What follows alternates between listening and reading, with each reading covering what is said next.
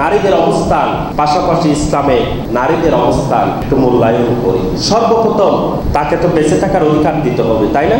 তাকে বেঁচে থাকার অধিকার দিতে হবে। সকল নিপীড়ন জুলুম থেকে ইসলাম তাকে মুক্তি দিয়েছে, ফিরিয়ে দিয়েছে কন্যা সন্তান হিসেবে বেঁচে থাকার অধিকার।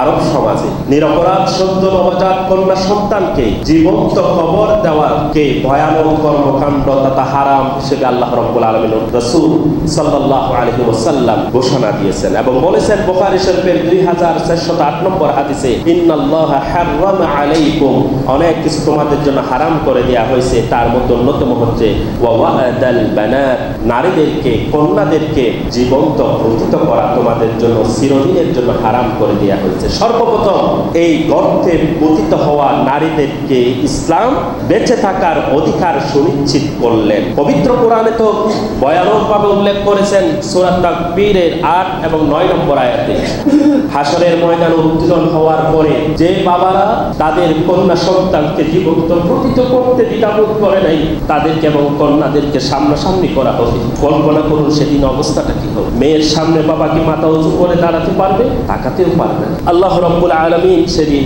আর শাজিল থেকে প্রশ্ন করবেন, ওয়া ইদাল মাউউদাতু সুইলাত, যে মেয়েদেরকে জীবন্ত প্রতিত করা হতো সে মেয়েদেরকে প্রশ্ন করা হবে, বাবাকে প্রশ্ন করা হবে না। কি প্রশ্ন করবে?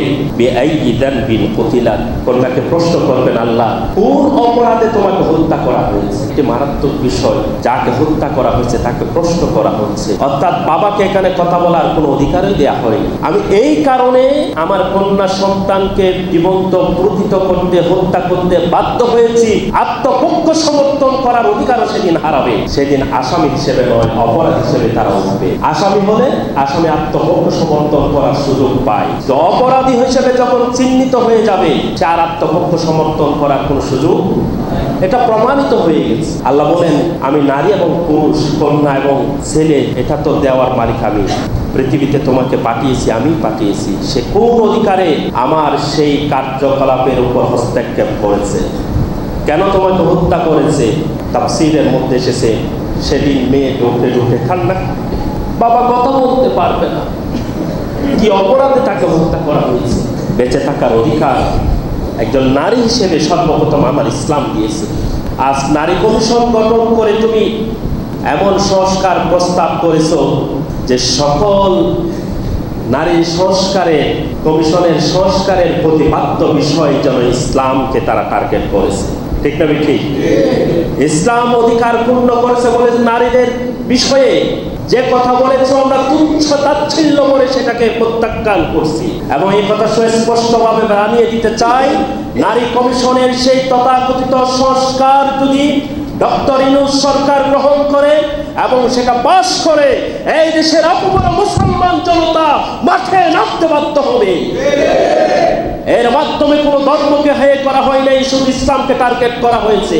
এবং আমরা সুস্পষ্টভাবে বলে দিতে চাই, পৃথিবীর সমস্ত ইতিহাসকে সামনে আনো আর ইসলামকে সামনে নিয়ে আমরা এটা প্রমাণ করে দিতে পারি, হাজার হাজার গুণ মুসলমান নারীদের অধিকার, শুধু নারীদের অধিকারকে প্রতিষ্ঠিত করেছে ইসলাম। সেই ইসলামের যে অধিকার প্রতিষ্ঠিত হয়েছে পৃথিবীর কোন সভ্যতা, কোন ধর্ম সেটা দিতে পারে নাই, করতে পারবে না। সেটা প্রমাণ যদি আমরা করতে না পারি, আমরা তোমাদের কাছে, তোমাদের যে হাতে যে ছুরি আছে, বালা আছে, সেই বালা পরে বসে থাকবো ঘরের ভিতরে।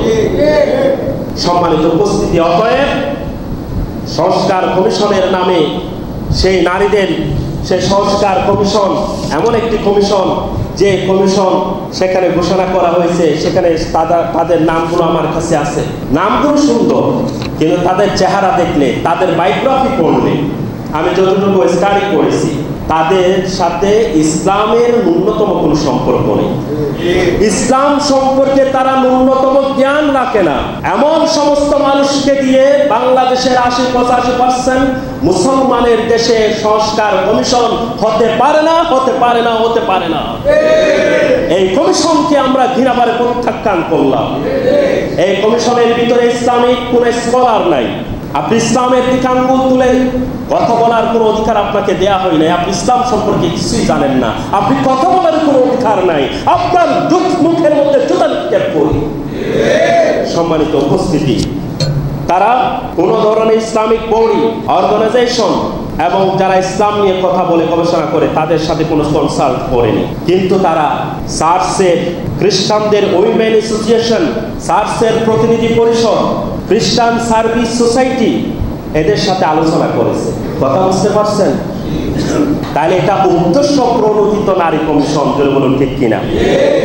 তারা কথা বলেছে ওবিসির সাথে, নাস্তিক্যবাদের যাদের সম্পর্ক, তারা কথা বলেছে বারবার কণ্ঠশিল্পী, চিত্রশিল্পী, নাট্যশিল্পীদের সাথে, যাদের সাথে তারা কমিশনের এই বিলগুলো বা এই ধারাগুলো উপস্থাপন করার ক্ষেত্রে কনসাল্ট করতে তারা বাদ দেয় নাই এই কণ্ঠশিল্পী, চিত্রশিল্পী, নাট্যশিল্পীদেরকেও। এমনকি তারা ট্রান্সজেন্ডার নিয়ে যারা কাজ করে বা এই ধরনের যে সমিতিগুলো রয়েছে তাদের সাথেও তারা মিটিং করেছে। প্রশ্ন করতে চাই, বাংলাদেশের কয় % মানুষ আছে ট্রান্সজেন্ডার? আছে? সেখানে ধার্মিক মহিলার সংখ্যা কত হতে পারে?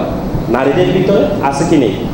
কিন্তু ধার্মিক মহিলাদের কি করে প্রতিনিধিত্ব করে এমন কারোর সাথে আপনারা কনসাল্ট করেন নাই, কিন্তু ট্রান্সজেন্ডার যারা এর প্রতিনিধিত্ব করে তাদের সামনে আপনারা কথা বলেছেন, বারবার উঠা বসা করেছেন। এর অর্থ হচ্ছে আপনাদের পুরা এই কমিশনটাকে সাজিয়েছে ভিতর থেকে ইবলিস নামক শয়তান। যারা এর সাথে জড়িত তার শয়তান, তারা সবাই হচ্ছে ইবলিসের দূষর। ঠিক না ঠিক? সম্মানিত উপস্থিতি, তারা কথা বলেছে ইসলামিক ফাউন্ডেশনের একজন গভর্নর পরিচালক আছে, নাম হচ্ছে হাজেরা খাতুন। ইসলামের সাথে যার কোনো সম্পর্ক নাই, কোনো ইসলামিক স্কলারও না।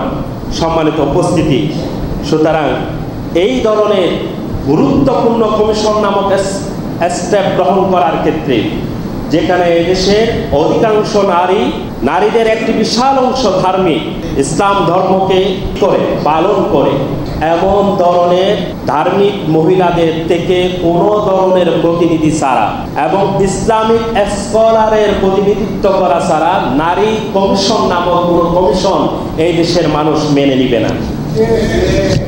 এ কথা একেবারে স্পষ্ট এবং দায়িত্বহীন। অনলাইনের মাধ্যমে আপনারা ছড়িয়ে দিন, প্রয়োজনে আবারও বিপ্লব হবে। এখন এই প্রেক্ষাপটকে এই বাংলাদেশ থেকে মুছে ফেলার জন্য আরেকটি বিপ্লবের প্রয়োজন, এবং সেই বিপ্লব হবে সরাসরি ইসলামী বিপ্লব। সেই বিপ্লব করার জন্য আমাদেরকে অগ্রসর হতে হবে।